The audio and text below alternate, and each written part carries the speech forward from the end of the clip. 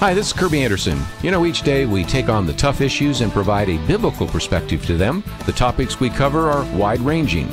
Apologetics, theology, prophecy, creation and evolution, intelligent design, marriage, family, child-rearing, the millennial generation, trends in society, politics, economics, business, religious liberty, the Constitution, public policy, foreign policy, military policy, tensions in the Middle East, abortion, homosexuality, pornography, sexual ethics, media, technology, history, and America's godly heritage.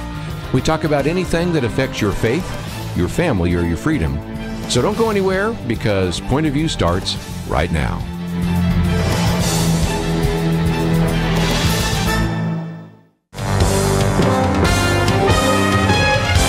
Across America, live, this is Point of View.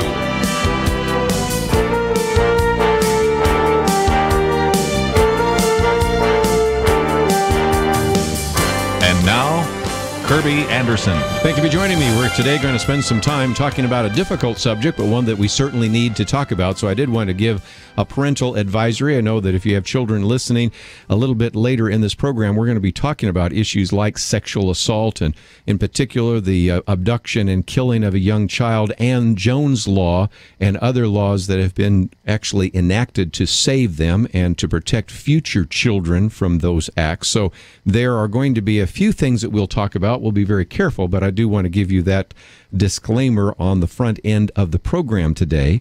And we are privileged to have in studio with us today Peggy Frazier O'Connor. She is the owner and executive director of Legacy Films Development, and really the force behind something you will see on our website here, In Search of Steel Magnolias. She grew up as a minister's daughter, as a trained actress, a Christian concert artist, and one that is very much involved in coaching young talent in both singing and acting. But back in 2007, she opened Legacy Films Development with a goal to really develop new content, one of which we're going to talk about in just a minute. She has been involved in the past working in digital broadcasting. She has been involved with featuring and dealing with and filming various athletic events, was an executive producer for the Political Channel. She's worked with some of the political issues like the Tea Party, which has been in the news quite a bit, but also in 2007, she really had birthed this idea of In Search of Steel Magnolias, and one of the actual elements of that is something we're going to be talking about today. So first of all, Joan, thank you for joining us. Well, thank you so much, Kerby. I'm happy to be here. Grateful. I said Joan because I've been thinking Joan, Peggy. That's okay. But we'll be talking Joan's Law a lot, so I will probably stumble like that again. But it's an incredible story.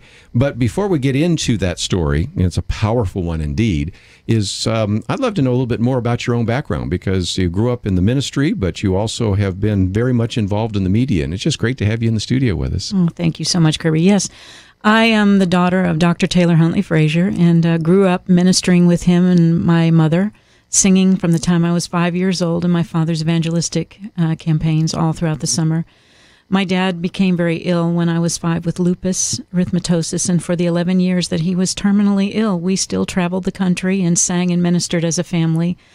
And it was an amazing experience. He actually passed away in Westlake, Louisiana in revival, and I wouldn't know until 40 years later that was the home church for some of the extended family member of Susan Robinson, the actual woman behind the Steel Magnolias film, which brings me full circle 40 years later as a producer. It's just a remarkable story. Well, again, anybody that is familiar with the film Steel Magnolias probably can understand a little bit of what is at the website, which we're going to point people to in just a minute. But give us a little bit of that vision, because you are really highlighting women and have been really concerned, I guess it would be fair to say, about the way the media sometimes inaccurately reports and portrays women. Is that true? Yes, most particularly Christian women. Mm-hmm. You know, we are socially relevant. I believe Christian women are beautiful, smart, intelligent, savvy women. Yes. And I don't think that we're often portrayed that way. But also, those of us that really love Christ are fueled with a burning desire to bring about kingdom purpose in the world. And so I'm taking, within Search of Steel Magnolias, I'm taking 3 young women, a country western Latina singer, beautiful Madeline Vallejo from the Valley, a beauty queen, 4th runner-up Miss Texas last year, Kaylee Killingsworth, and Ashley Seal, who's an actress. All of these are homegrown Texas girls. And a journalist, Sharon Braxton, who's an amazing host around the world to uncover what I call the hidden Mother Teresas of the world. And the reason why I use Mother Teresa as an example, not that all of the women are exactly like her, is that she is singled out as being a Christian woman who has done remarkable things. Well, I happen to believe the world is full of women doing things like that. But media never captures that. We never talk about that. And in our society, we celebrate youth. We celebrate women who are in a specific idea of beautiful, which is subjective. And we celebrate people if they're athletes, or generally speaking, if they're actresses or singers. And these young women are actually pursuing careers in those fields. And what I'm saying is it's perfectly fine to do all of that. Yes. But there's also, Kerby, a reason why we take up space on the planet. And as Christian women, we are given a mandate to bring the kingdom of God to the earth, which is righteousness, God's right way of doing things, peace and joy in the Holy Ghost. That's our job. And it takes a different form. We all have a different sphere of influence. But what I want these young women to do is to go around the world and uncover these women and roll up their sleeves for a week and work with them. So the journey is about not only just the women, but the girls that are going through this process, beginning to see what it is like to be a modern-day hero of the faith and how it changes them, how it makes them different. And so that's what In Search of Steel Magnolias is all about. I might just mention that if you'd like some more information about some of this, we have a couple of web links here that I will mention. The second one is In Search of Steel Magnolias, and you can watch that and see it develop. I think this is the kind of reality show that a lot of these TV shows should have, but we know there is always sort of this bias against Christians, but we don't have to worry about their channels of distribution. We have our own. And I hope this would be a real encouragement to young women who maybe need some of those role models, and you're really beginning to surface some of those. But one of the things I want to also spend some time talking about is Joan's Law. And that is a story in and of itself that you've been following for a long time, because you actually grew up across the street from this young girl who was abducted and murdered and mutilated, basically. And I've already given a disclaimer, but let me give it again, because we're going to talk about this story in just a minute, because it's important for people to recognize that this is something where we can, number one, begin to move the ball down the court. Joan's Law has been implemented in New York and in New Jersey, but most of the listeners are in states where this law has not been enacted, and I'm hoping that as they hear this story, they'll really want to get involved, don't you think? Yes, I'm praying that they will, yes. Let's take a break, and when we come back, we're going to tell the story. And again, I've given you the disclaimer here because this is something that is a little bit horrific. But those stories are out there. We don't cover these very often, but we do have a law that has been implemented in a couple of states. I understand now in New Jersey, a state representative wants to change the age for Joan's Law to be changed from 14 to 18. So for those of you in New Jersey, there's even an action point there. And for all of you, except maybe the listeners in the state of New York, you're going to have your marching orders today as we talk about this. But for those of you that are fascinated also in hearing these stories of these outstanding women, these Steel Magnolias, let me also encourage you to visit the website, pointofview.net, and you'll see that we have a web link for Joan's Law, which we're going to talk about in just a minute, a web link for In Search of Steel Magnolias, and then we also have, you have a book coming out in September called Makeup Lessons, all the lessons you learned in healing and redemption at the makeup counter. So that's coming out in September, right? So that's right. So that's your own story as well. So you can click on those buttons, and those will take you to some very important articles and issues. But when we come back, we do want to spend some time talking about what we must do to protect the children. It used to be that most of us would say goodbye to our families. We would go off and play all day. Our parents had no idea where we were, and we'd show up for lunch or dinner, and nobody had any concerns. If you don't know where your children or grandchildren are, after about 5 minutes, you're already very scared, and we're going to talk about why that is right after these important messages.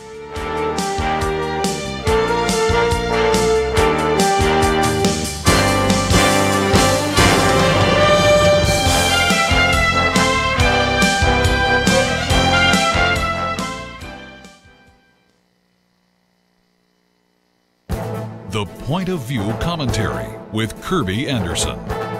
You know, our world is facing many problems, and since we do not have enough money or manpower to solve every problem, it makes sense to rank the cost-benefit of these problems so that we can make the greatest positive impact. Many years ago, Bjorn Lomborg brought together economists and leaders to calculate those costs. He is the author of The Skeptical Environmentalist and Cool It, The Skeptical Environmentalist Guide to Global Warming. In the second book, he argues that global warming may be a concern, but the programs put forth would be prohibitively expensive. Thus, they should not be implemented. This is quite a conclusion for someone who used to be a Greenpeace activist.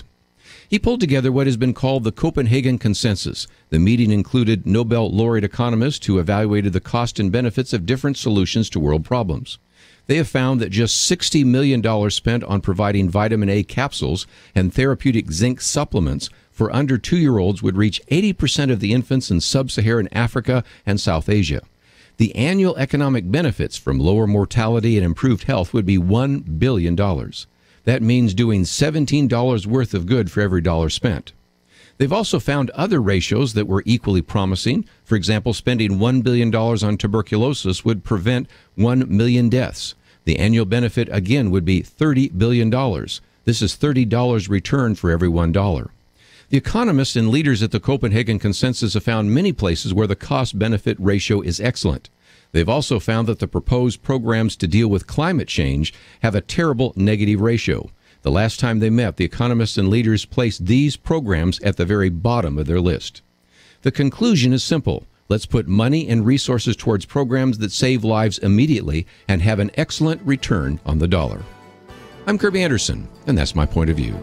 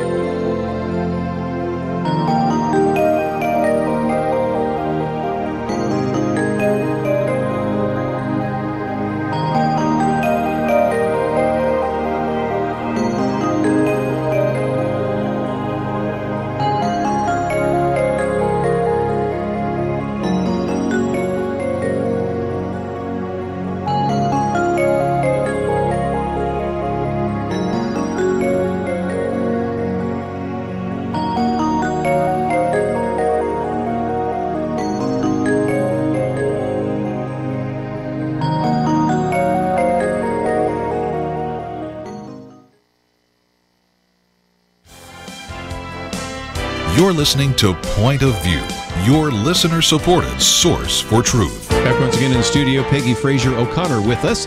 And if you'd like to join us a little bit later, you certainly can give us a call, 1-800-351-1212. In addition to the 2 web links I just mentioned a minute ago, we also have a video, Joan the Angel Advocate. This is what Peggy has put together. And again, I'll give the disclaimer one more time. We're going to be talking about something that's somewhat difficult, about the abduction and murder and mutilation of an individual that you knew, that you used to babysit. And I would first of all encourage you to watch the video. It's 16 minutes long. Hit that share button, and then you can put it on your Facebook page, or you could send it to other individuals. We certainly want to maximize the impact. And in just a few minutes, we're going to talk about some action items, because if you would agree with us that Jones Law, which is implemented in New York and New Jersey, needs to be passed in other states, then we're going to give you some action items. But tell the story of Joan. You grew up actually babysitting this girl who was later abducted and killed. Yes. I moved to Hillsdale, New Jersey when I was about 5 years old and lived there with my father, who was an esteemed Baptist minister, and my grandma and my aunt, and lived there from the time I was 5 until I was 16. So about 14 years of age or so, I started to babysit for my neighbors across the street, the D'Alessandros. It's important that you understand the layout of our block, because it was a very short block with very few houses on it. The D'Alessandros lived across from me, and they were the only house. It was a wooded area next to them. On my side of the street, we had the Sheelys and the D'Amicos, an Italian couple and a little German couple that lived there from before I ever moved in. So it wasn't a transient neighborhood.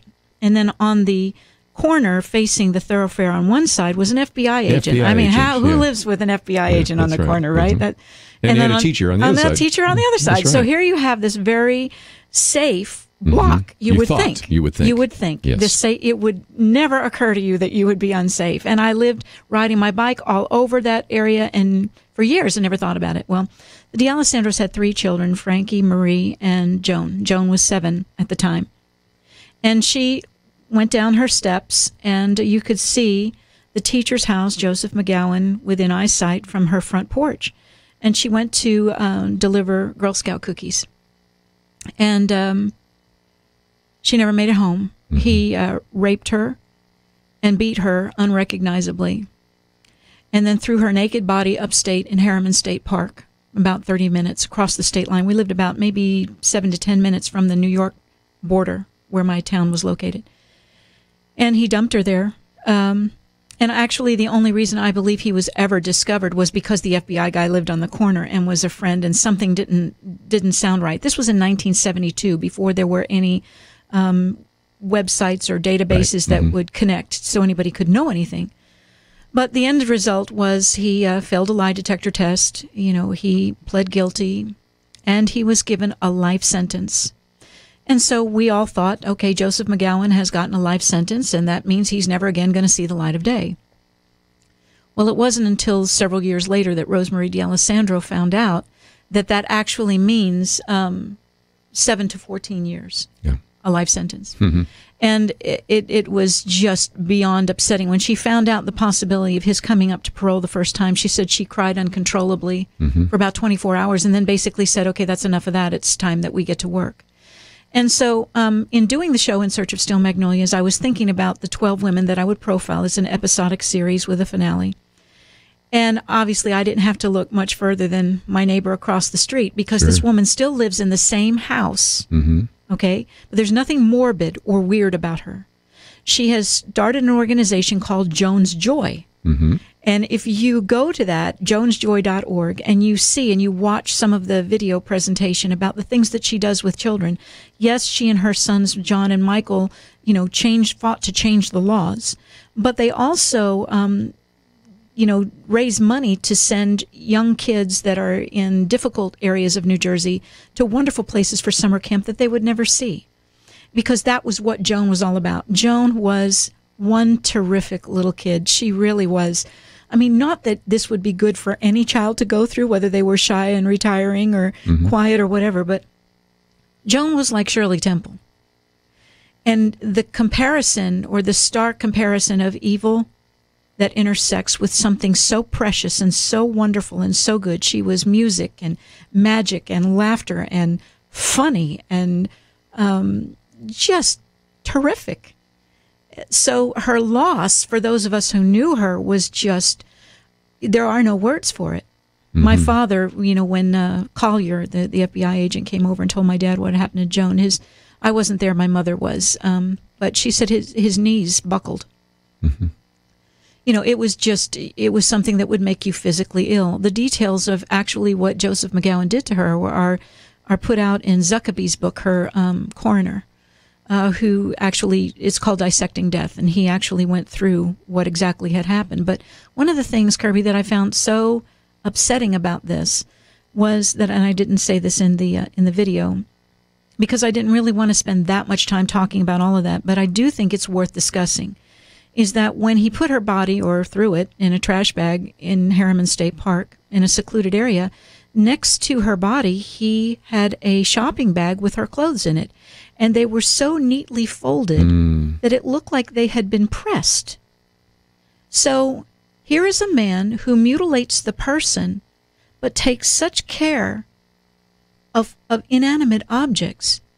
And so one of the things that I did is this: in September of 2013, I went back to speak at the commemoration 40 years ceremony for Joan and the laws that had been put into effect. President Clinton actually in 1998 signed Joan's law into federal law. Federal law, that's true, yeah. And that's where everybody got confused, because when they heard he signed it into federal law, the average layperson thinks that means, well, that's the law of the land.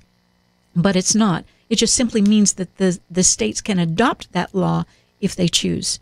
So I went back to speak, and on the program along with me was John Douglas, who wrote the book Law and Disorder. And he is the gentleman who the movie Silence of the Lambs was written around. He actually invented FBI profiling.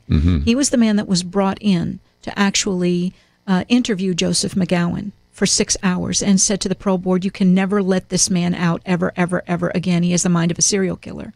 So he was speaking that night, and one of the things that hit me that was so profound about what he said was, you know, the recidivism rate on this crime is huge. Oh, it's off the charts. Yeah. These people go in, and then we let them out, and there's no rehabilitation. And John said, how do you rehabilitate somebody who's never been habilitated in the first place? Right. And it just got me so upset that I thought, I need to do a documentary. Now, this is we're going to repurpose the video for some of it to be involved in the In Search of Steel Magnolias piece.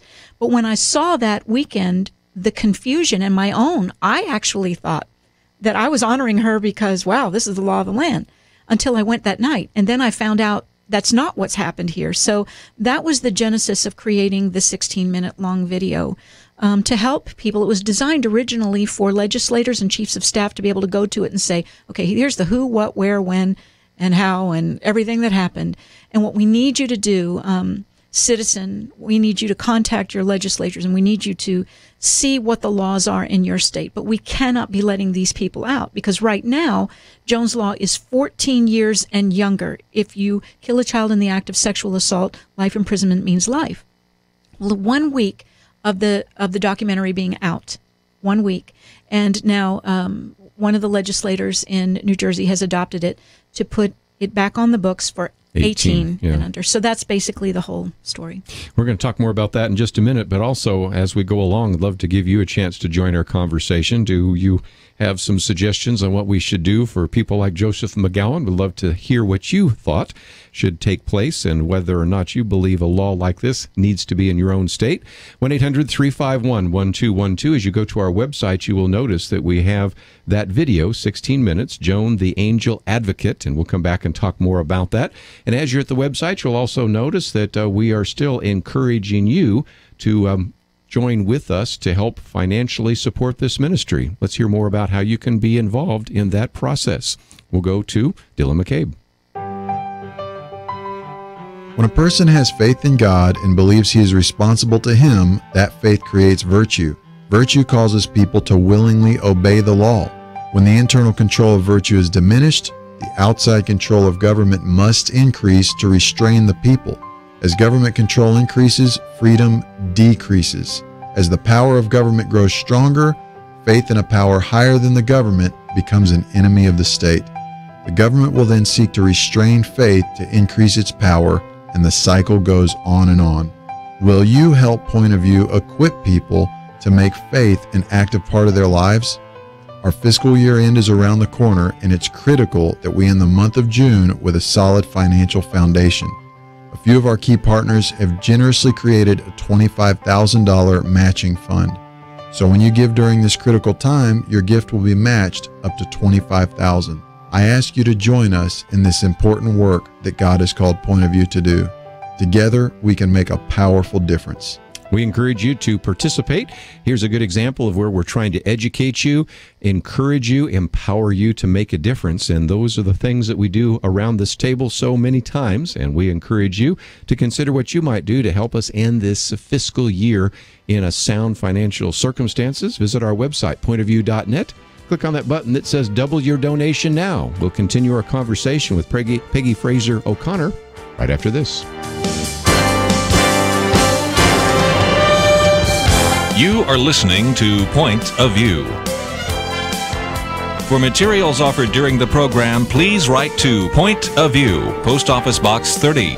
That's Box 30, Dallas, Texas 75221, zip 75221. Or call our toll-free number, 1-800-347-5151. That's 1-800-347-5151.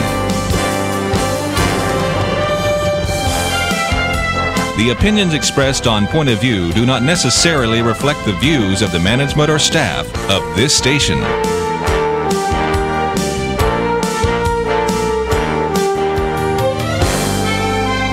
Point of View will continue after this.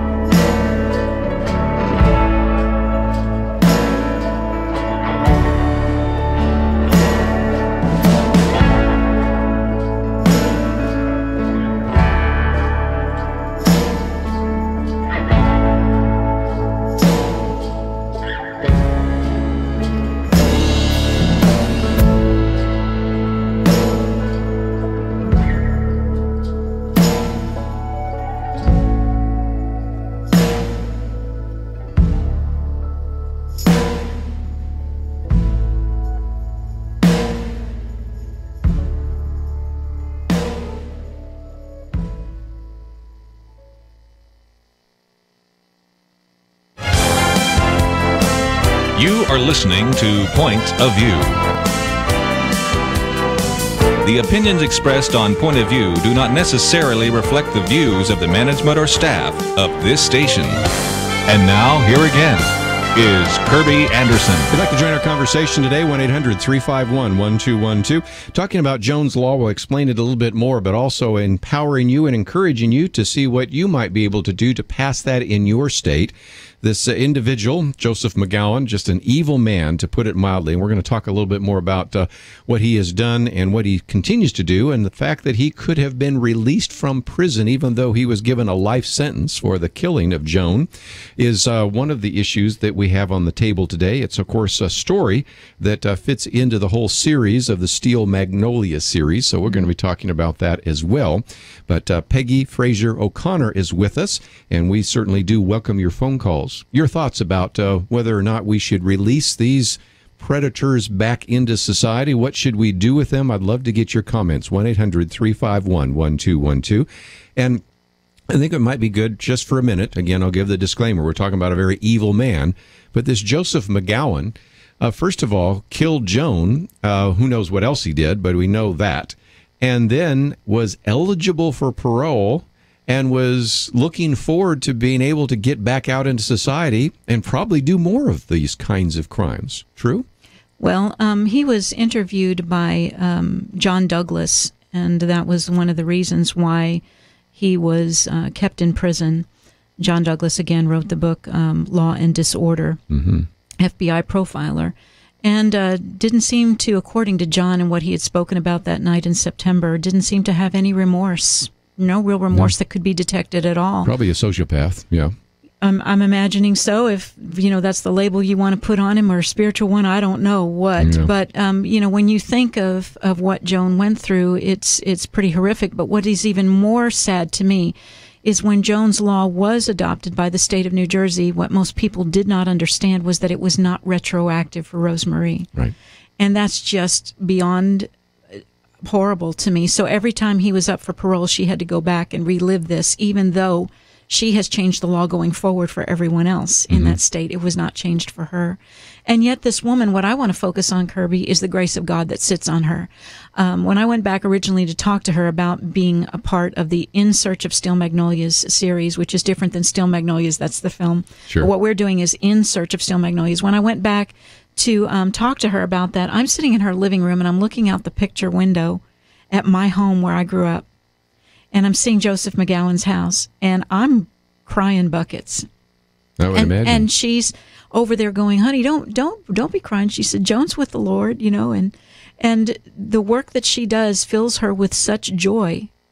And that was Joan's spirit, and that's what she wants to convey to others. And when I looked at her, I thought, that is what I'm talking about. That's a steel that comes, and yet a sweetness that only God can do in the life of a person. That's not normal. That's not natural. That's when God comes and hooks a super onto natural. That's what you're seeing in a woman like that. And I'm not glorifying her or any of these women. Each one of these women have gone through something. Particularly, we're talking about Rosemarie, that is so either traumatic or horrific, or a calling on their life where they face things.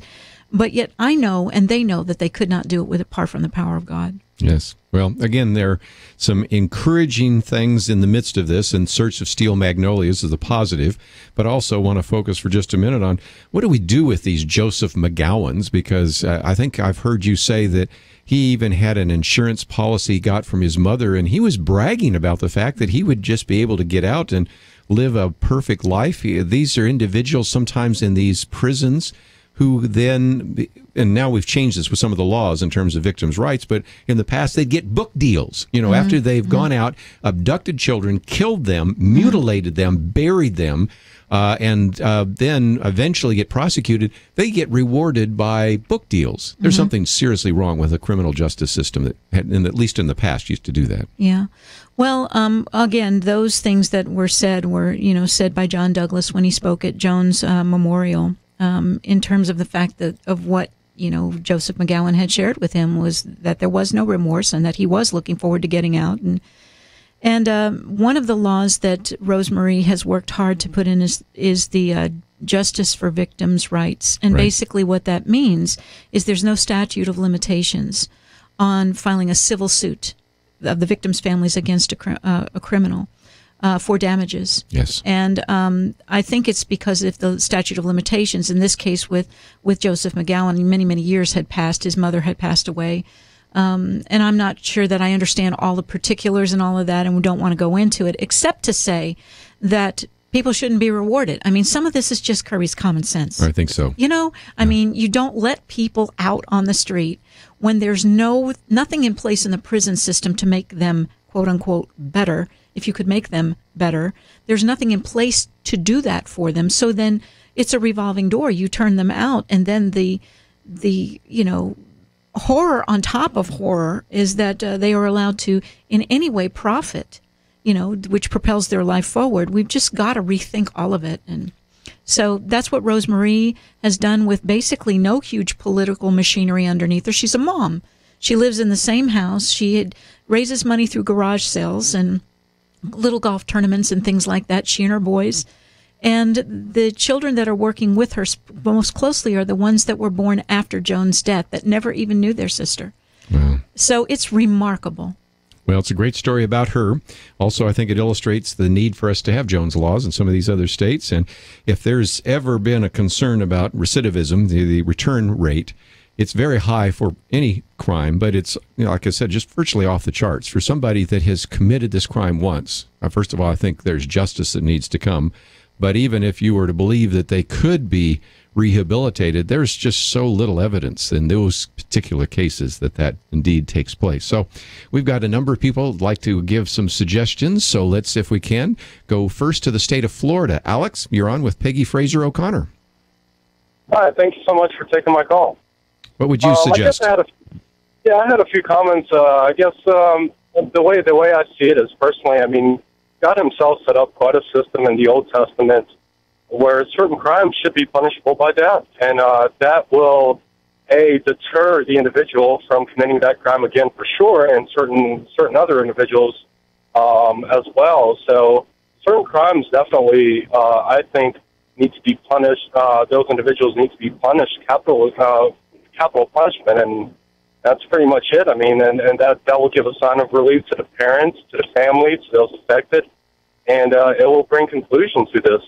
So that's my personal opinion. I don't see anywhere where God has taken that law of society out of place. I mean, that's the way we should function together. And if someone does commit a crime that is serious in nature according to God's law, then take care of them the proper way. Well, again, we've talked about capital punishment on this program before. I have a chapter in my book on Christian ethics in plain language on capital punishment and crime, and I think you can make a case certainly in the Old Testament, Genesis 9:6, as well as the Old Testament law code, but even going into the New Testament, you have, for example, in Romans 13:1-7, it talks about the fact that government does not bear the sword for anything, and the Greek word for sword, there were a couple of different words for sword, and the sword that is actually described by Paul is the sword that was used for execution. So I think you can see that is reiterated in the New Testament. I can give you other examples as well, but certainly that, I think, is still a legitimate reaction and maybe the best justice possible. But in the state of New York and in a number of other states, there is no capital punishment. So at least if in those states you have life imprisonment, meaning life imprisonment, but as Peggy, you found out, and as the Alexandro family found out, life imprisonment doesn't mean life imprisonment, does it? No. Well, and it doesn't even really matter right at this point whether I agree with the caller or not on his position. The reality is as you've said, in every state in this country, capital punishment is not going to be acceptable. So if they're not going to do that, then the very least that they can do to protect society is when they say life imprisonment, we mean what we say and we say what we mean. And that's, pretty much what the district attorney decides as to how people are going to be sentenced. My deal is that you can't let people out. If you are not going to adopt that capital punishment as the rule for the country, then you have to protect society by keeping these people locked up. Well said. Let's go to, we'll stay in Florida for another minute, and we'll go to Olive this time. What would you like to share with us? Yes, I was listening to the radio, and this condition here, You remember in Joshua when Achan stole the stuff and hid it in his camp? You remember what happened to Achan? They stoned him and his family. This man needs to be burned. They need to spray him with gas and burn him and get rid of him, because people like those are inflating society. Well, it certainly is a very dangerous world that our children and grandchildren are growing up in, a very different world. But even back in 1972, we recognized that what seemed like a really safe street wasn't as safe as we thought it was. Let's take a break. We'll continue our conversation with Peggy Frazier O'Connor as we talk about Joan's Law and also In Search of Steel Magnolias. All that on the table, and we'll take some more calls right after this.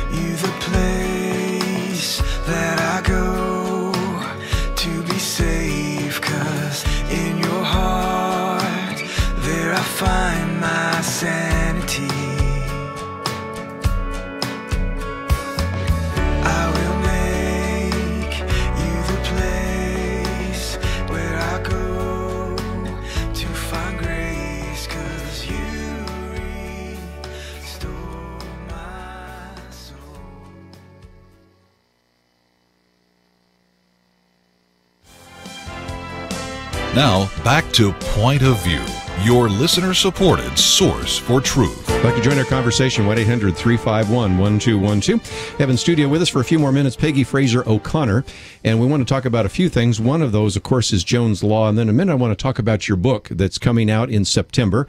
There's a great offer that you and your husband have made, and we'll talk about how that will help us as our focus on our fiscal year end. But let's, first of all, talk about what listeners can do.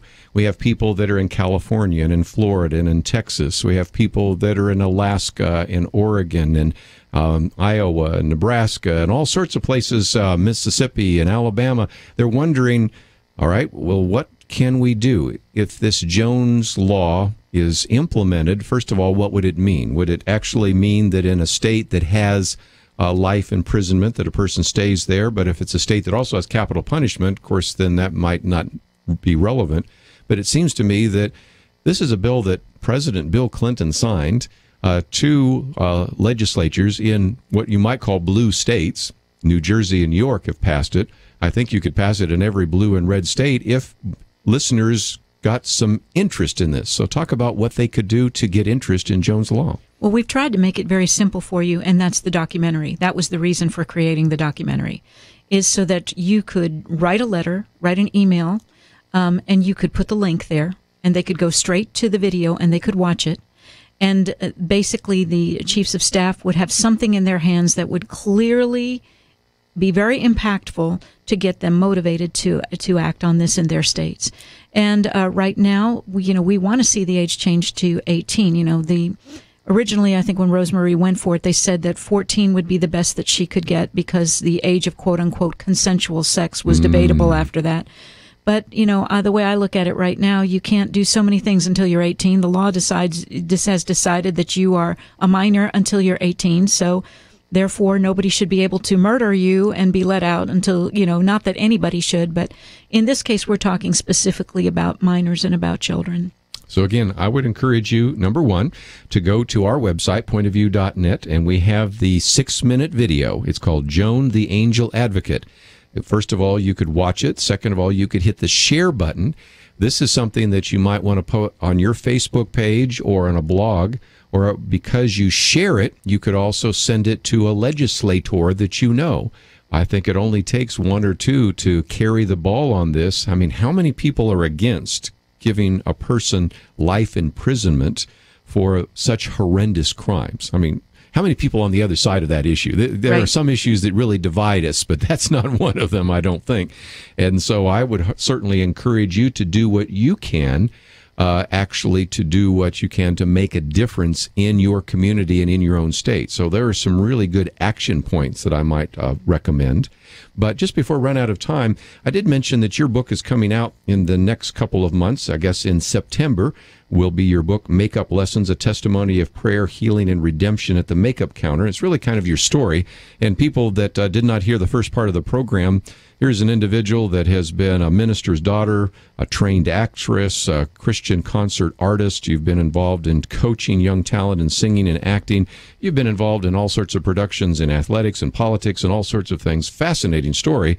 But you and your husband have said that for anybody that pre-orders this, and you can go to the In Search of Steel Magnolias website, on our website there, hit that store button, that you will send a small donation back to Point of View. So I really appreciate that. Oh, I would be honored to. And I thank you for the opportunity on behalf of Rosemary and Joan particularly, and all the people who assisted and donated their time and effort to create the documentary.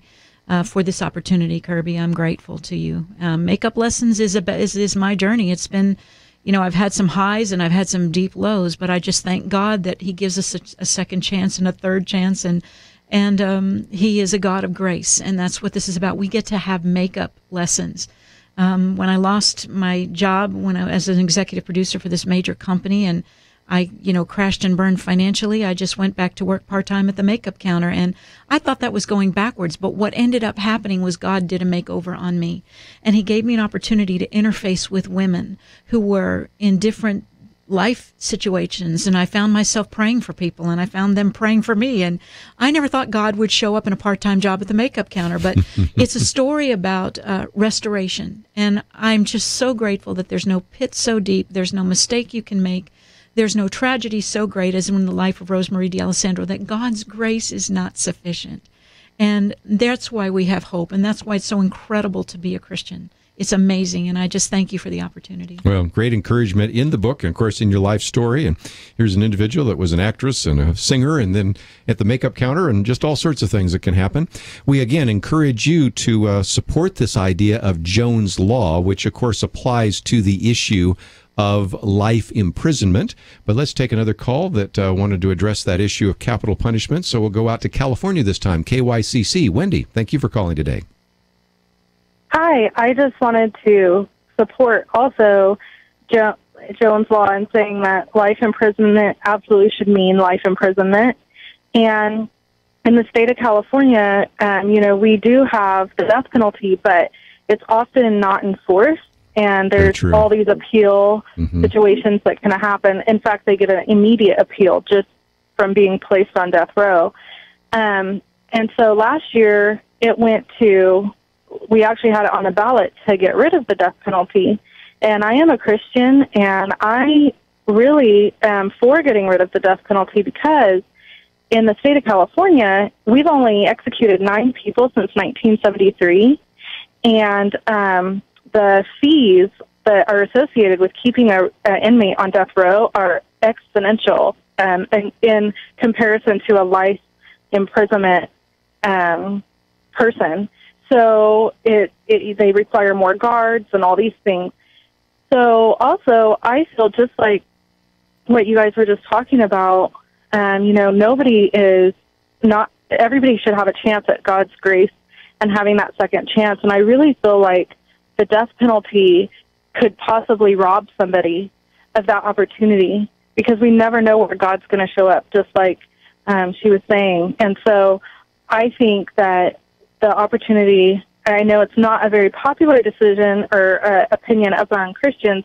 Most Christians, I find, believe firmly in the death penalty, but I just think that God can show up anywhere, and we should give every person as many opportunities as they can for redemption before they meet their Maker. Sure. And we're just about out of time. We'll come back to focus another program on capital punishment, talk about the pros and cons. Of course, you could say the other way, that something focuses your attention on eternity, like the possibility of being executed in a prison. But nevertheless, we'll get that conversation in the future.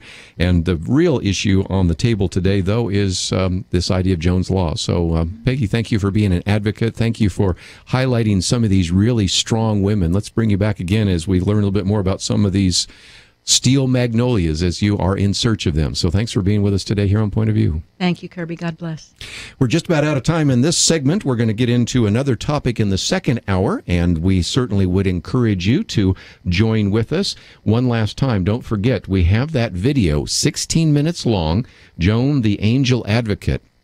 We're giving you an opportunity to learn a little bit about this, to maybe see if you can find a state legislator or friend, neighbor, coworker that maybe has some influence to see if we could pass Joan's Law in your state.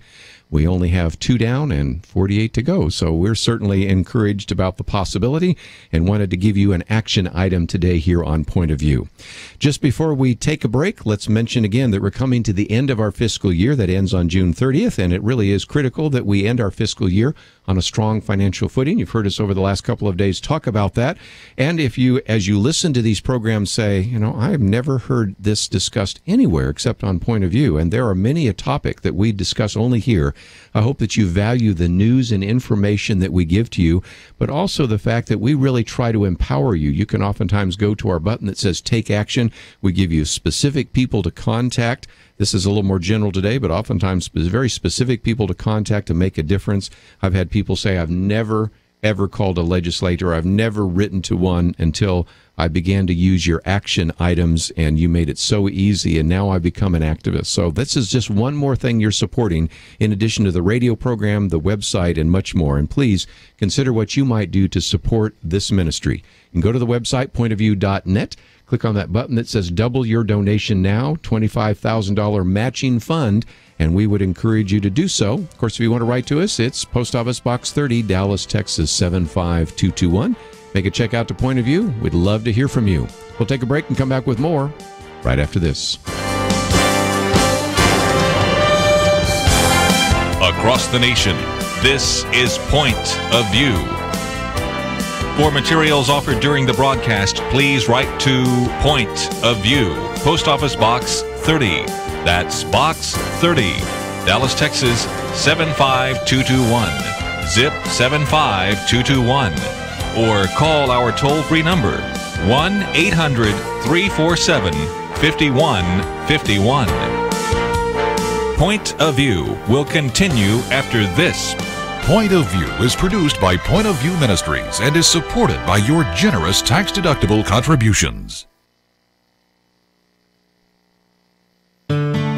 I just thank God for y'all. I listen to you every day, truly. I wanted to thank y'all for everything you do each day to inform Christian families and our community about the things we can do, and just the way you're so informative. I listen to you daily and love you guys and appreciate you so much. God bless you, Kerby, for keeping this show so on track and for the decades of wonderful help to this nation that Point of View has been. We're all big fans of your work, and we pray that God will just prosper it.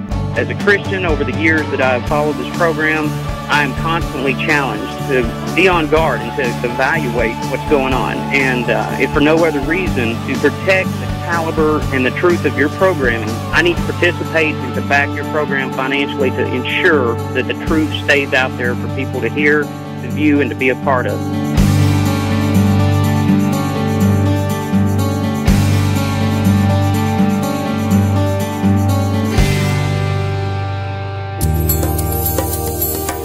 This is Point of View Radio.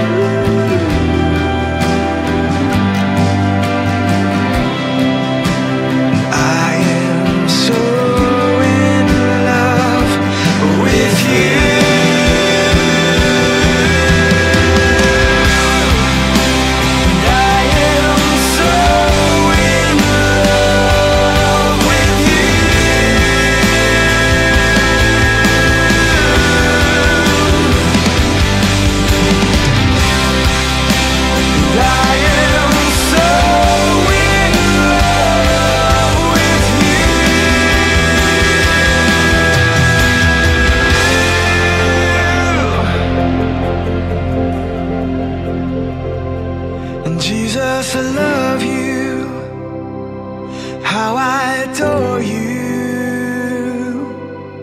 I can't stop thinking about you. Jesus, I love you, how I adore you.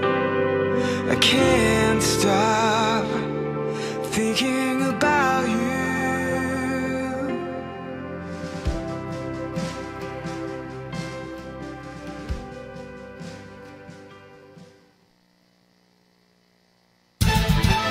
How I adore you.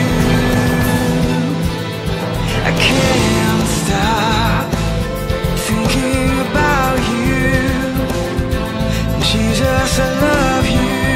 Hi, this is Kerby Anderson. You know, each day we take on the tough issues and provide a biblical perspective to them. The topics we cover are wide-ranging: apologetics, theology, prophecy, creation and evolution, intelligent design, marriage, family, child-rearing, the millennial generation, trends in society, politics, economics, business, religious liberty, the Constitution, public policy, foreign policy, military policy, tensions in the Middle East, abortion, homosexuality, pornography, sexual ethics, media, technology, history, and America's godly heritage. We talk about anything that affects your faith, your family, or your freedom. So don't go anywhere, because Point of View starts right now.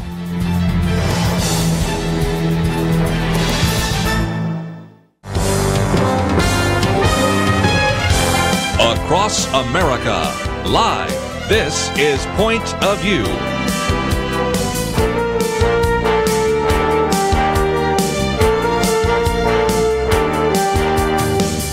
And now, Kerby Anderson. Second hour today, we're going to spend some time talking about Marxism and the impact that it is having already in the United States. And if you are an individual that likes to go from time to various speaking engagements and hear really dynamic speakers, our next guest is one that I've been hearing about from a number of our friends. Jenny Gilchrist has talked about him. Debbie Georgiados, who's, by the way, going to be on our program, part of our roundtable on Friday, has mentioned him as well. And it is probably an idea for some of you that if you have a Republican club, a Chamber of Commerce, a Kiwanis, whatever, and you want a speaker, you might want to know a little bit more about our guest. And his book is entitled My Grandchildren's America. We have information about it on our website in case you wanted to get a copy, either a paperback version or a Kindle. And I think you're going to find this very intriguing. He is a speaker with a great deal of energy and enthusiasm, author of this book, and it really is convinced that, like most grandparents, he believes his grandchildren have the ability and the desire to excel if the opportunity is still available. But he's wondering whether some of the changes in America that are actually being implemented will limit our freedom and opportunity. He's a very popular speaker on this subject of Marxism, has concentrated his study on European history with the emphasis on Russian history. That led him to a study of Karl Marx and Marxism, and I think we will be able to kind of sit back and learn a little bit more from him. Don Jans is our guest and joins us by phone. Don, thank you for being with us today. Thank you for having me. I greatly appreciate it.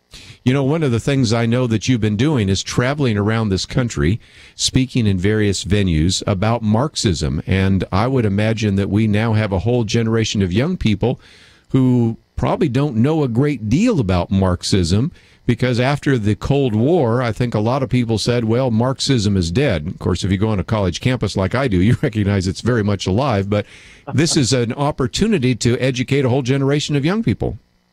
Absolutely is. But I would take that. I would not have that just pertain to the young people. We have a whole America that does not understand Marxism. I go out, and when I'm speaking, people who we would think would be more attuned to it come up to me continuously afterwards and say, I never realized that is how far-reaching Marxism is. So I think it's a matter of not just the young people understanding, but all of America understanding what this danger is and what it's doing to us. You know, I remember 40 years ago when the current, at that time, host of Point of View, the founder, Marlon Maddox, had me on. I had graduated from, got a second graduate degree at Georgetown, studied political theory. And I remember we got talking about Marxism, and I started to then talk about all the things that Karl Marx had articulated, not just in the Communist Manifesto, but in Das Kapital and the Critique of the Gotha program and things like that. Began to go through this whole long list and saying, where did this come from? Well, that comes from Karl Marx. Where did this come from? That came from Karl Marx. The progressive income tax. Where did that come from? Well, that came from Karl Marx. I was supposed to be on the program for an hour. He kept me until the program was over because he just kept leaning forward and saying, I had no idea how many Marxist ideas are part of our common thinking today. I use one example, the progressive income tax, but even this concept of from each according to their ability to each according to their needs, which is not in Communist Manifesto, it's in the Gotha program, but nevertheless, you go and do surveys, and a very sizable number of both adults and young people believe that that's part of the United States Constitution. So, Don, you have a lot of work to do. Yes, we do. Yes, we do. And when we're out speaking, a lot of people will say, well, what can we do? Well, my comment to them is always, number one, you must learn and you must understand what Marxism really is. You must understand what the concepts are. You talk about from each according to his abilities to each according to his needs. There are so many others that are right there today, such as Marx said, you have to gain full control of the communications within your country. Well, we find that on July 5th of 2013, our current Marxist progressive president signed an executive order, about 2,200 words, that said in case of national emergency, never defining national emergency, but in case of national emergency, the federal government has the authority to take over all or take control of all communication. Why? Well, because that's what he was told to do, because it's critical in that fundamental transformation from the free and just classless or free and just capitalist society in which we've always thought we lived, originally we had, to this fair and just classless society outlined by Marx. So this is taking place constantly. Let's, if we can, maybe talk about another phrase that surfaces a lot, and that is we need to share the wealth. Now, Karl Marx wrote in the 19th century, but what preceded him, as you talk about in your book, was a man by the name of Adam Smith. He was a philosopher, really, but he wrote a book called The Wealth of Nations, which really, I think, provided the foundation for capitalism and the free enterprise system. Karl Marx rejected that idea and instead had this idea of share the wealth. And when we hear today our president, members of Congress, and others talking about share the wealth, they aren't meaning that in a compassionate way that I give to the poor voluntarily. They mean it in a Marxist way oftentimes. What did Karl Marx mean by that? Well, when Karl Marx was talking about sharing the wealth, we have to go back and we have to look at the two basic philosophies that pretty much dictate his whole philosophy. The first one of these is that any ownership, private ownership of productive property, and when we say productive property, we mean property that brings benefits to people, land, buildings, factories, your businesses. How do I make my living in so many instances? He said that private ownership, it's that is the essence of all evil in the world. We have to remember, as he pointed out, that in very early society, all of this this productive property was owned through a communal effort. It was all owned by the state, the government, or the community. I don't care which one of those phrases you wish to use. And he said, as this changed and it became owned by the individuals, the capitalists, that we had this element of greed. And all of a sudden, all of the workers, incidentally, whom he despised the proletariat, wanted nothing to do with them, did not associate with them. But this was like so many progressives, so many liberals, so many Marxists. his hypocritical essence was that he said, I'm going to advocate for them. I don't want anything to do with them. He said that it is the capitalist who is taking total advantage of them, and they should not have to sell their labor as a commodity. Well, let me jump in real quickly because we have one of those breaks that we have to give. But when we come back, we want to talk about this idea of wage, labor, and capital. And it will help you understand how very quickly these Marxist ideas ended up in a large government socialist overtake of all sorts of parts of our society. We'll continue our conversation with Don Jans right after these important messages.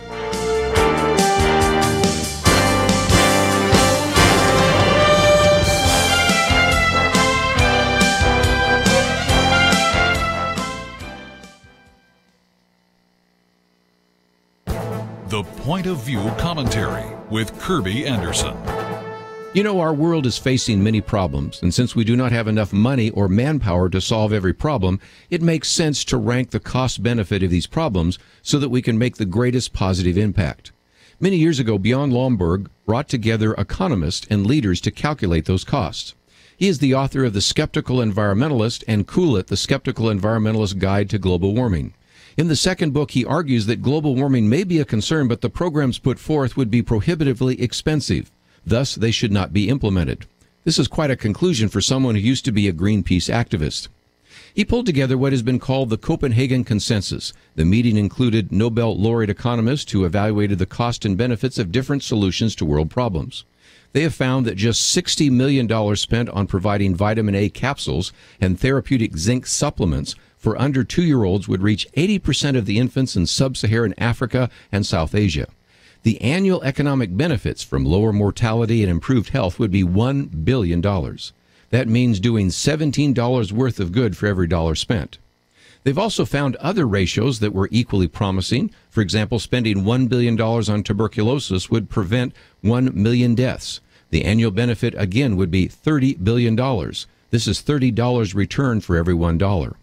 The economists and leaders at the Copenhagen Consensus have found many places where the cost-benefit ratio is excellent. They've also found that the proposed programs to deal with climate change have a terrible negative ratio.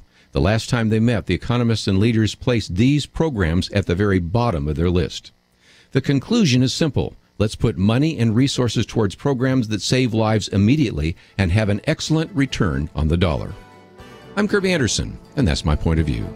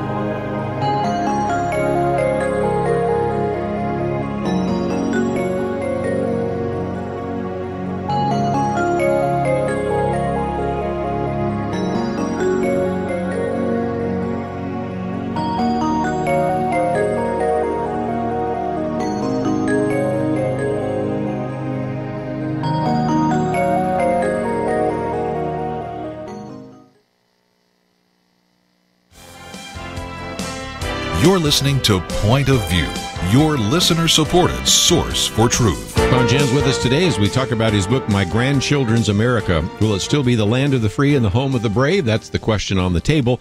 And really, if you look at the book, you would think it might be about his grandchildren, but it's really about Marxism. And Don, we've already learned a little bit. That is, under a Marxist socialist mindset, private property is bad.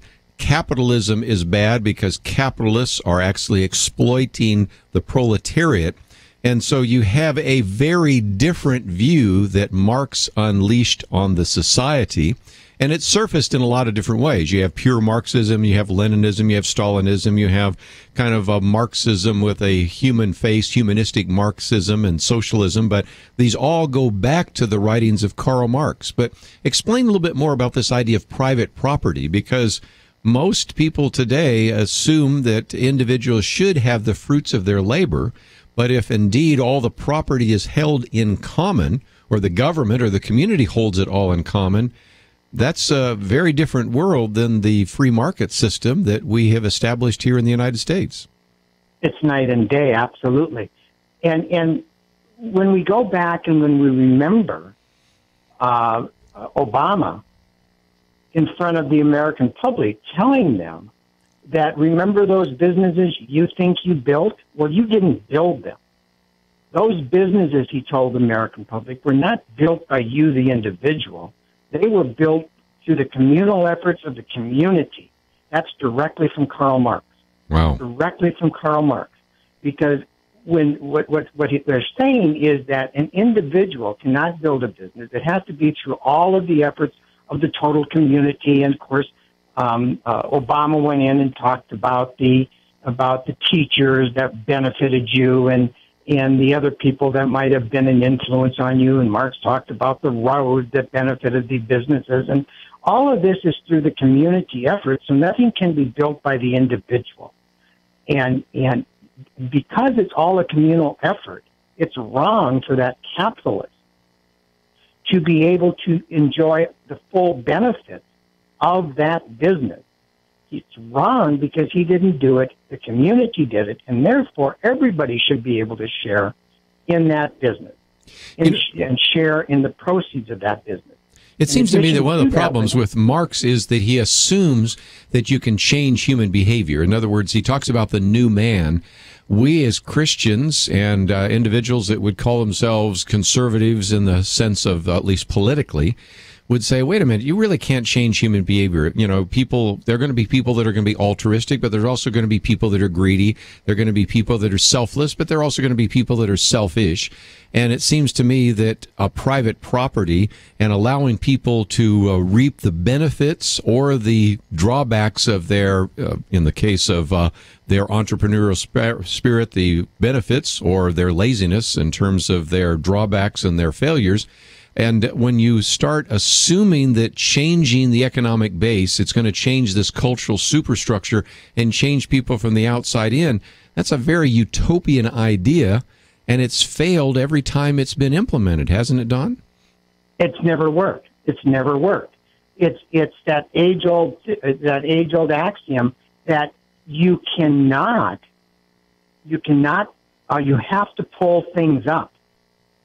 You cannot go and cater to a base that is not going to produce and expect your economy to flourish. You have to go and those people who are willing to work, who are willing to risk, who are willing to go out and to build and promote, they're the ones that are going to be able to take your whole society and build the living standards of the whole society. Best example we have of that is perhaps Carnegie, who went out and I don't know if he was, I guess you might say it was selfish reasons. He had a tremendous amount of money, but he also gave away a tremendous amount of money.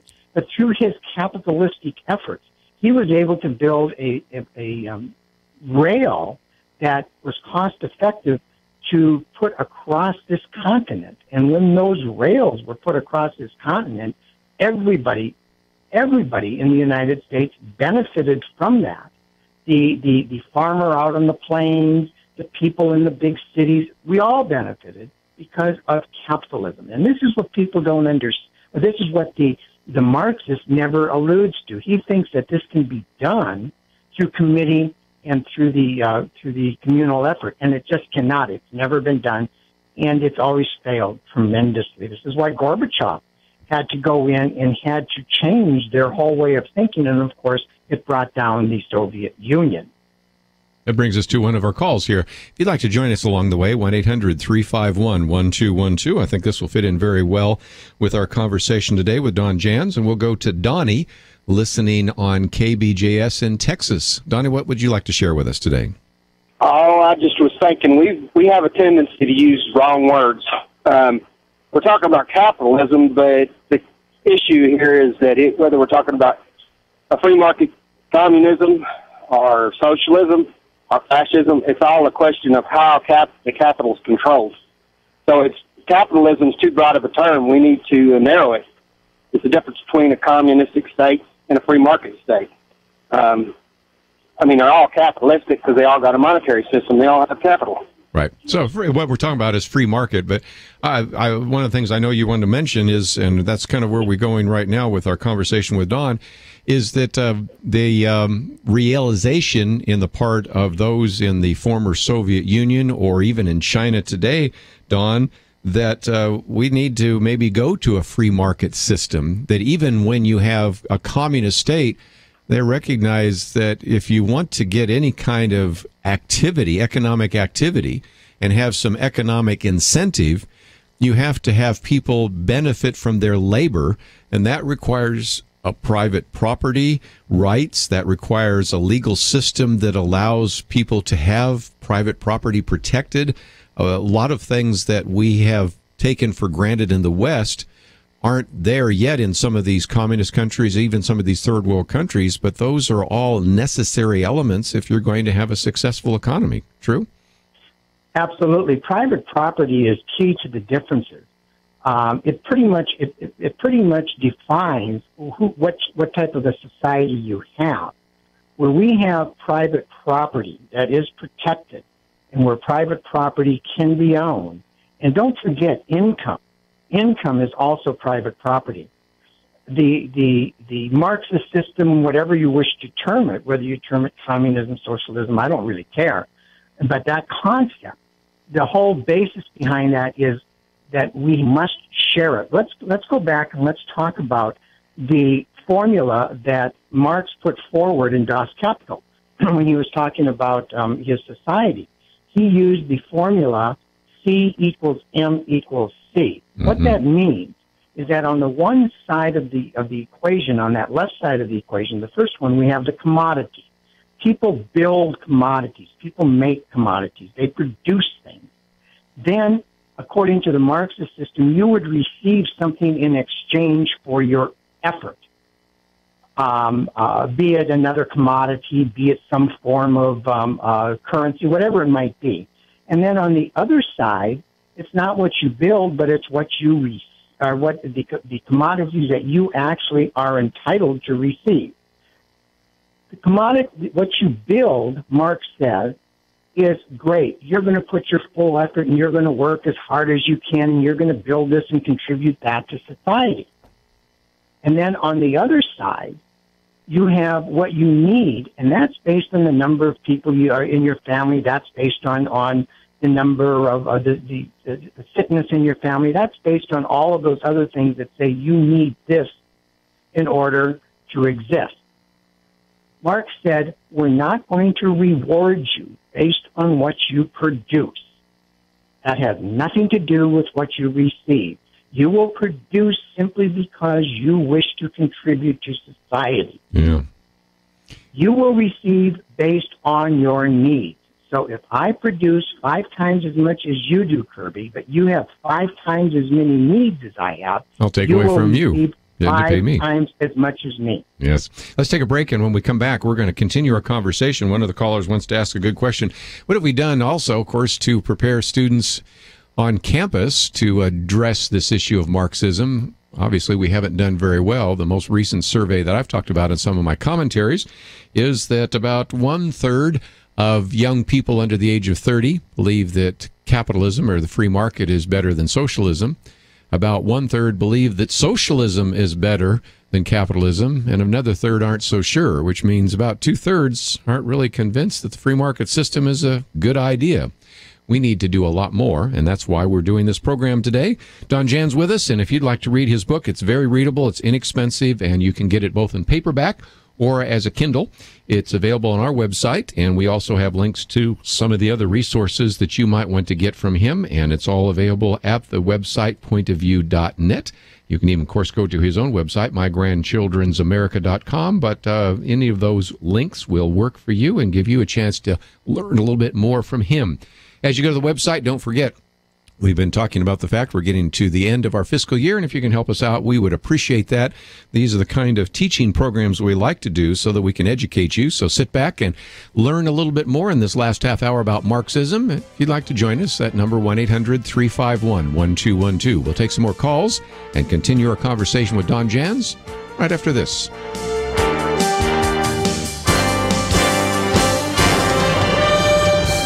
You are listening to Point of View. For materials offered during the program, please write to Point of View, Post Office Box 30. That's Box 30, Dallas, Texas 75221, zip 75221. Or call our toll-free number, 1-800-347-5151. That's 1-800-347-5151. The opinions expressed on Point of View do not necessarily reflect the views of the management or staff of this station.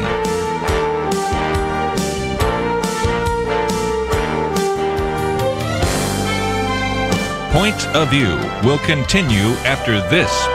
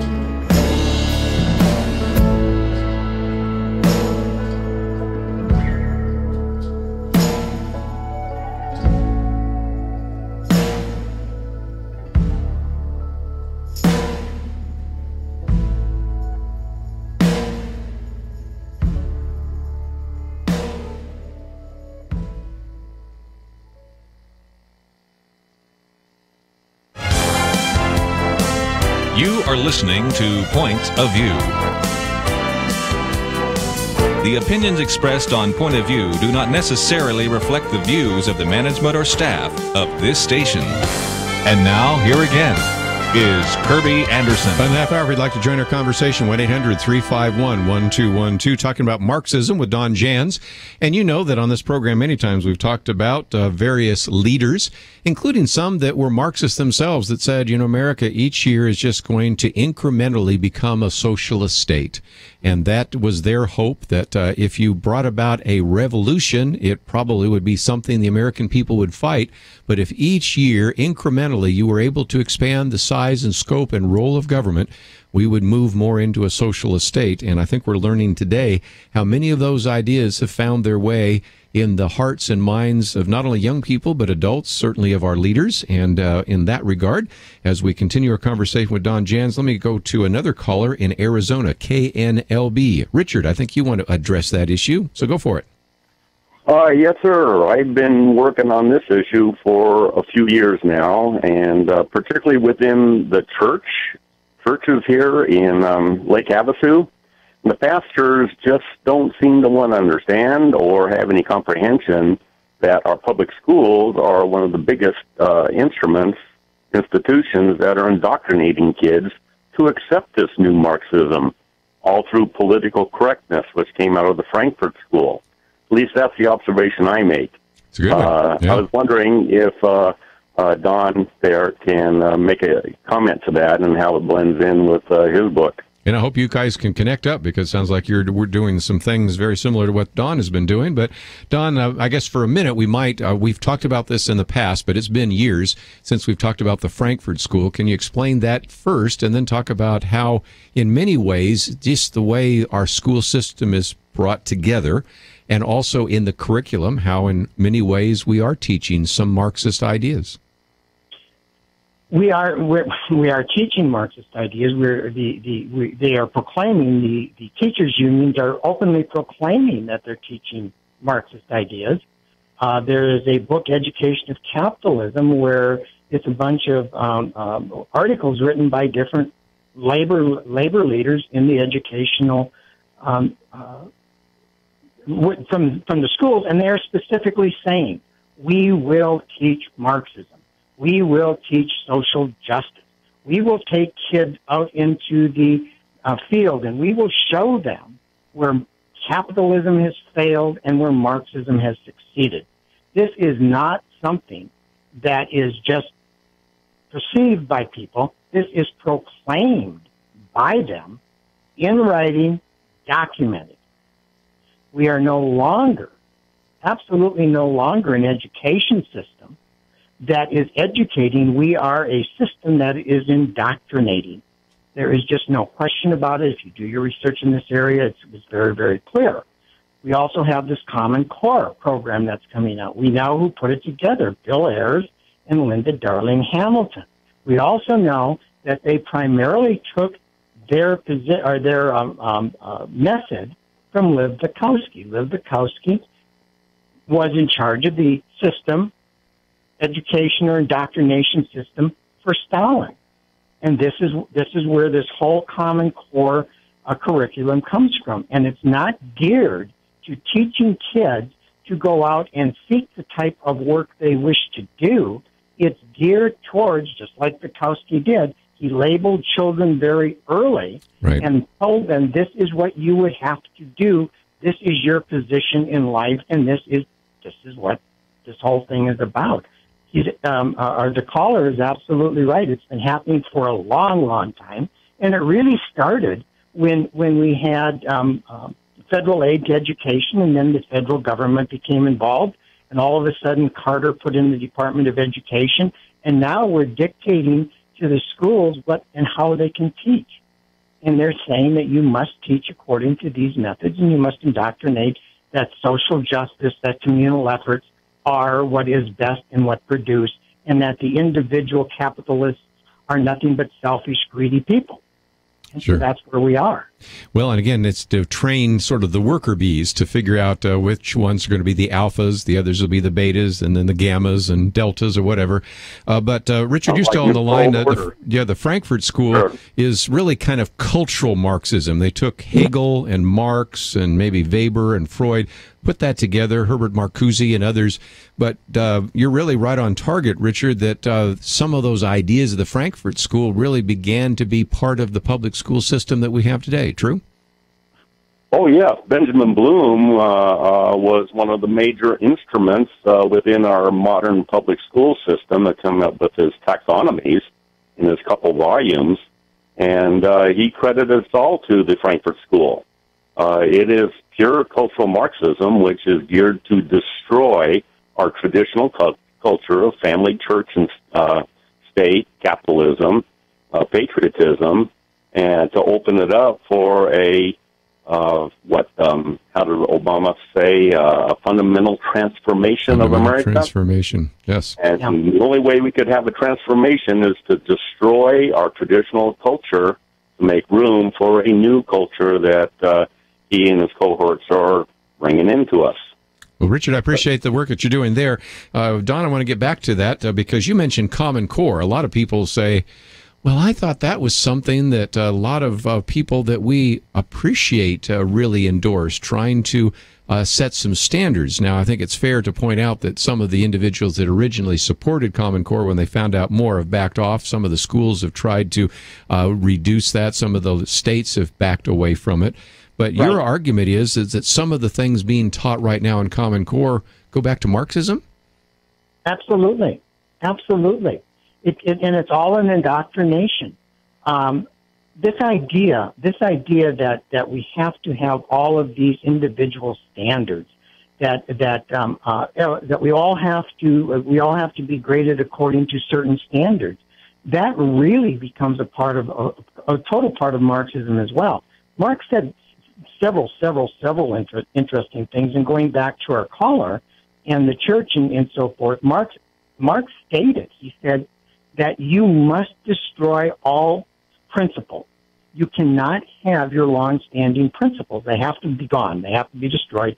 And all religion and all morality has to be destroyed. You can't have religion and morality in the Marxist system. So we have to get rid of that.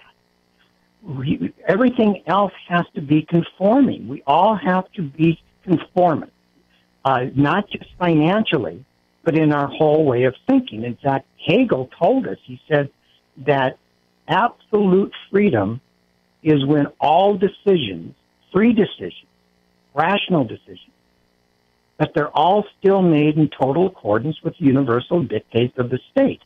So when we come up, and Marx also told us, he said that you have to abolish individualism. You cannot have individualism. The community is first and foremost, and everybody has to correspond to the communal thinking in the community.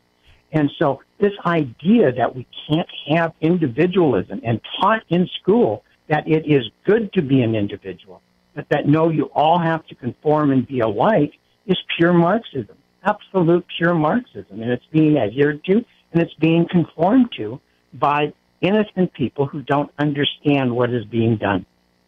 What about the concept that it takes a village to raise a child? That sounds pretty communal, and that was the title of a book of a possible presidential candidate in the future. Absolutely, and the concept behind that is really as much socialistic as it is Marxist.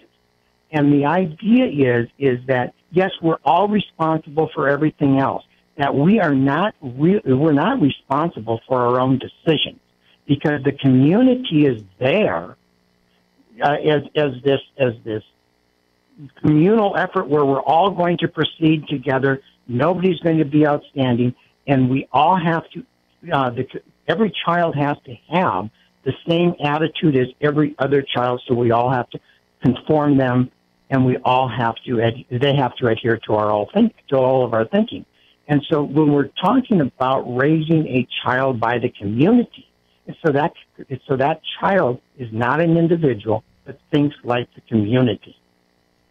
Very good. Let's take a break. When we come back, I'll take some more phone calls, and there are some that want to get into, how do we think about this biblically, and we'll also talk with Don about action items, because I know we have quite a number of activists that are listening to the program and would like to know what they can and should do. So if you'd like to join that conversation, 1-800-351-1212. If you'd like to know more about his book, we have it in our bookstore so that you can get a paperback version of it or a Kindle version of it. It might be possible to order it, but we certainly wanted you to be able to find it there. We also have a link to his website if you want to order it from him. So either way, we just wanted to make it as easy for you to get it, because you might want to learn a little bit more about Marxism. You might want to pass these ideas on to your children and grandchildren, and that's why we're doing this program today, an opportunity to teach you a little bit more about Marxism and what it means to us here in the 21st century. We'll continue our conversation right after this.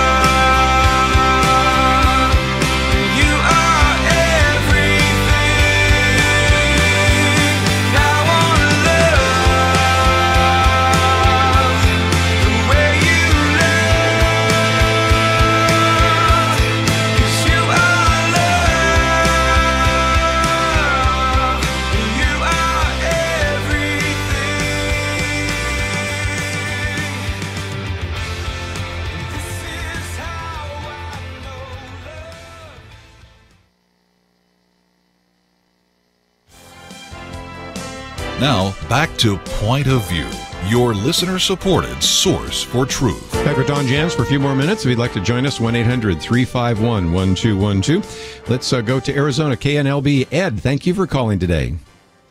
Yeah, I was just wondering, where did Marx get his theology or his belief that everything should be shared? Some of it probably came from Hegel, but I know you're talking about, I can see on the screen here, you wanted to talk about the Book of Acts. Of course, that's where they voluntarily held possessions in common, and that's a little different than the state doing it. But go ahead. Right. Well, I totally disagree with the state doing it. But I think it was Peter, wasn't it, that was telling them that everything should be shared for the common good of all of the people that believed. And even Sophia and Ananias, whenever they kept back part, they lied. Yeah, Ananias and Sapphira, at one point it says you lied to the Holy Spirit because was it not yours when it was in your possession? So it shows that it was voluntary. They didn't have to give anything.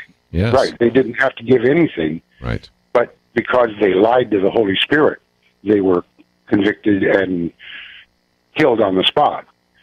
But it just, I hate to see people misconstrue, Marx and so many of the other teachers of that try to take communism as a political belief, and whenever it becomes politics and it's ran by man, it becomes very destructive. But whenever we all live for the common good of each other, it's all of your listeners donating to the station for the common good of everyone that keeps the station on the air. Good point. Don, let's talk about that. Where did Karl Marx get these ideas of possessions in common? I mean, if nothing else, we had the experience of the Pilgrims where when it was all held in common, it was a disaster. And then William Bradford realized, if we need to have private property rights and plots of land where people benefit, there is just all sorts of examples in history of what happens when things are held in common, and it becomes the tragedy of the commons, and lots of people become lazy. And we've seen the benefit of when we've had private property. Yet, nevertheless, Karl Marx, who was a very smart individual in the 19th century, nevertheless says the problem is property. And the problem is we need to change the capitalist system so that individuals will then produce commodities voluntarily at a level that is according to their ability, so that then out of this incredible abundance, each will receive according to their need. Right. His concepts came to a large part from his father-in-law, von Westphalen, who took him under his wing when Marx was really a schoolboy. And they would go out and they would, because his father-in-law became very intrigued with this bright kid. Not only did it come from his father-in-law, it also came from his father. And we have to remember that he grew up down in the Moselle Valley, which is very near France.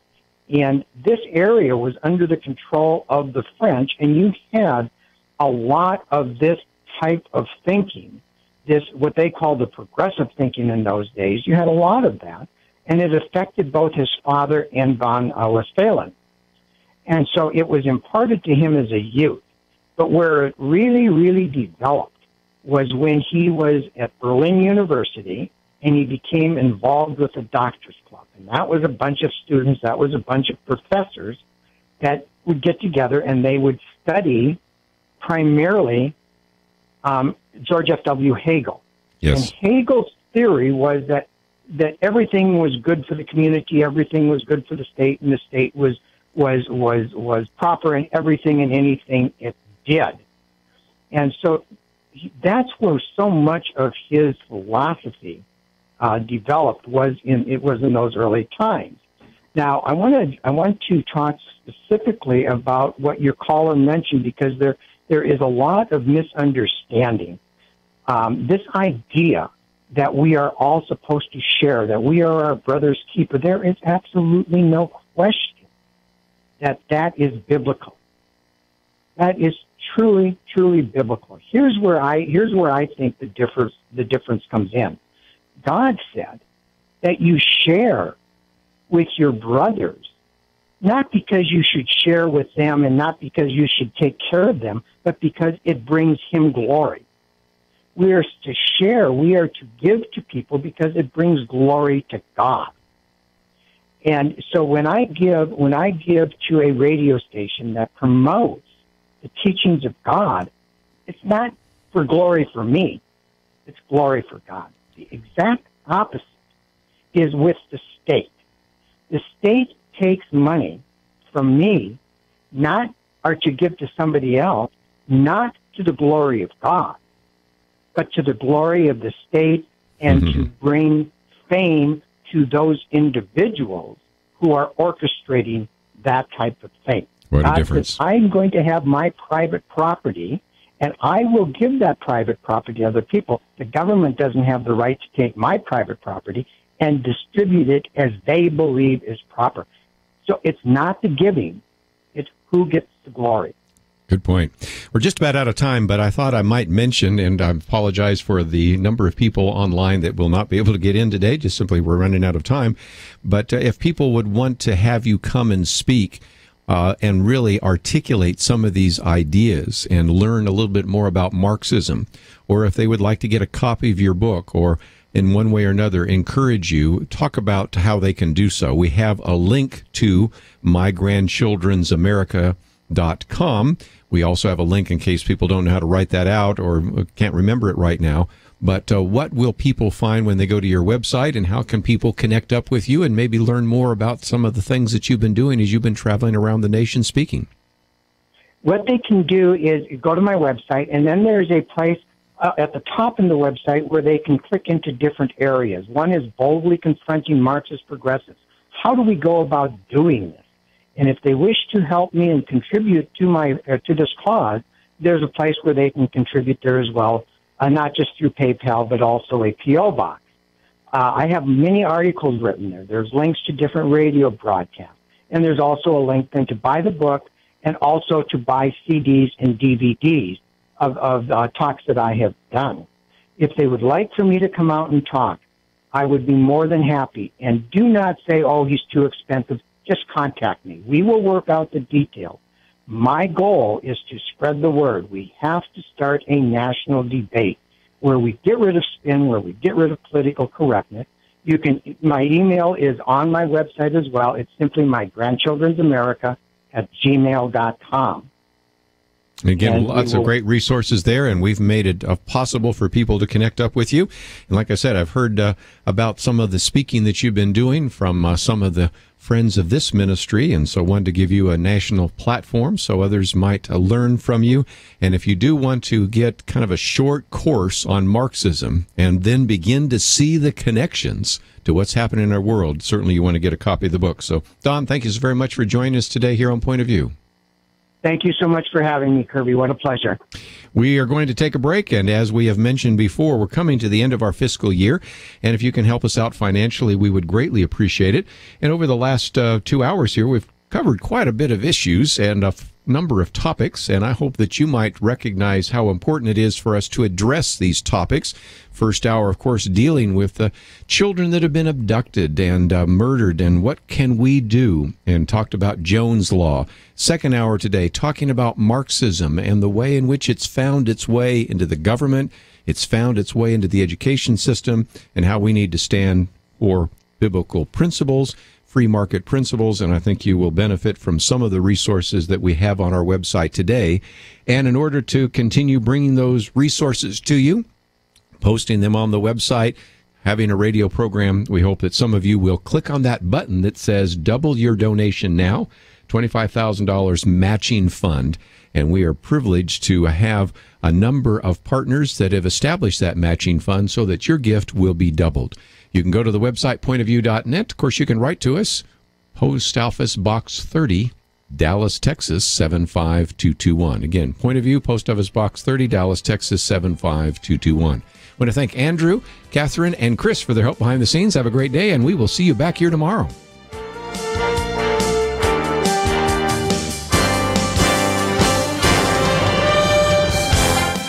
You have been listening to Point of View. For materials offered on the program, please write to Point of View, Post Office Box 30. That's Box 30, Dallas, Texas 75221. Zip 75221.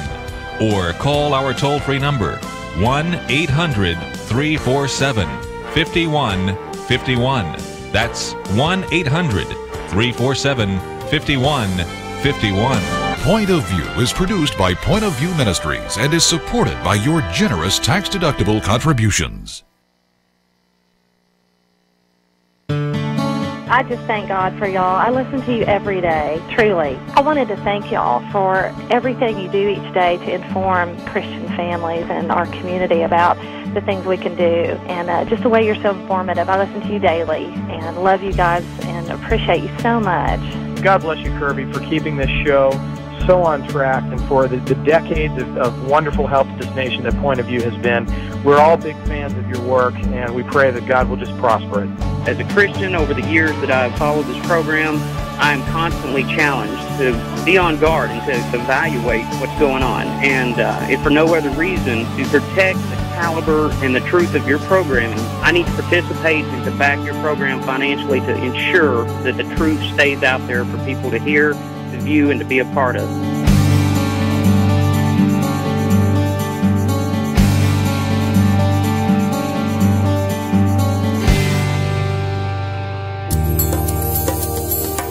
This is Point of View Radio.